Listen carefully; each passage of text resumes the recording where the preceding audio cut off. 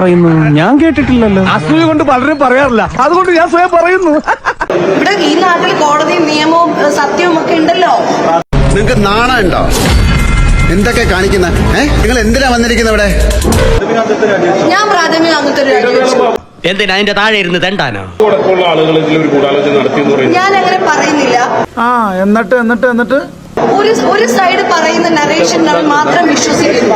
ഞാനും ചോദിച്ചോട്ടെ, നീ എന്ന് മുതലാണ് മദർ തെരേസ ആയത്? ഇങ്ങനെ പോയാൽ നീ സമാധാനത്തിലുള്ള സന്തോഷവും മേടിക്കൂടാ പുല്ല്. അതിന് മാധ്യമങ്ങൾക്കും ചെറുതല്ലാത്ത പങ്കുണ്ട്. എന്താ ഷൈട്ട് പറഞ്ഞ ഒന്നും മനസ്സിലായില്ല, പക്ഷെ കാണിക്കണ്ട. കാരണം ഇന്നലെ ഞാൻ എഴുതിയ 93 ലോകപ്രസിദ്ധമായ 2 പ്രബന്ധങ്ങൾ ഇവന്റെയാ. നിങ്ങളടക്കമുള്ള മെയിൻ മീഡിയാസ് ഏത് രീതിയിലാണ് വളച്ചൊടിച്ച് ഇതിനെ കൊണ്ടുവന്നിട്ടുള്ളത്? ഞങ്ങൾ അന്നേ വന്ന് മാപ്പ് പറയാനിരിക്കായിരുന്നു. സോറി, തിരക്ക് കാരണം കുറച്ച് വൈകിപ്പോയി. സോറി.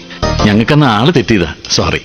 നിങ്ങളും അതിൽ ഉത്തരവാദികളാണ് എന്നത് ഞാൻ പറയുന്നു. ഇത്രയേ ഉള്ളൂ. ഞാനിതിന് മുമ്പും പറഞ്ഞിട്ടുണ്ട്, ഇങ്ങോട്ട് ചോദ്യമോ അഭിപ്രായമോ ഒന്നും പാടില്ലെന്ന്. മനസ്സിലായി, ഇനി ഉണ്ടാവില്ല.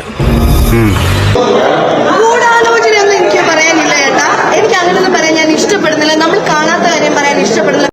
നിനക്കൊരു വിചാരമുണ്ട് നീ ഭയങ്കര ബോൾഡാണെന്ന്. ബോൾഡല്ല, ബോൾട്ടാണ്. ബോൾട്ട്. പക്ഷെ ഒരു സൈഡ് മാത്രം കേട്ടിട്ട് നമുക്ക് പറയാനുള്ളത് എന്താണ് എന്ന് പോലും മനസ്സിലാക്കാത്ത ഒരു സിസ്റ്റത്തിന്റെ എനിക്കെന്താണ് ഡോക്ടർ ഭ്രാന്ത്? ഓഗസ്റ്റ് 15-ാം തീയതി അധികാരത്തിലേറിയ കമ്മിറ്റിയുടെ ഇന്നലെ മുതലുള്ള ബില്ലുകൾ ഉണ്ട് എന്ന് ഞങ്ങൾക്ക് നെഞ്ച് കൈവച്ച് പറയാൻ പറ്റും. ഒരു കുടുംബത്തിൽ ഒന്നും ഇങ്ങനെയാവാം. എങ്ങനെയാണോ എല്ലാവരും ഒന്നുപോലെ ആയി പോയത്? ഈ സംഘടനയ്ക്ക് അങ്ങനെ ഒരാൾക്കും ഏത് കമ്മിറ്റി വന്നാലും അവർക്ക് അങ്ങനെ സാമ്പത്തിക തട്ടിപ്പോ ക്രമക്കേടുകളോ ഒന്നും നടത്താനായിട്ട് പറ്റില്ല. ഞാൻ വിശ്വസിച്ചു. അപ്പോഴേ രണ്ടിനെയും പൊക്കി കഴിഞ്ഞ ഭരണസമിതിയുടെ കാലത്തെ റിപ്പോർട്ട്സ് ഞങ്ങൾക്ക് പൂർണ്ണമാക്കാൻ പറ്റാത്തത് കൊണ്ടാണ്.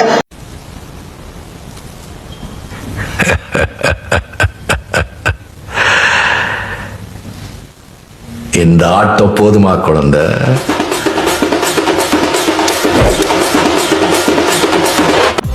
നിന്റെയൊക്കെ സമയമാവുന്നേ ഉള്ളടാ കള്ള കളയാടി മോനെ.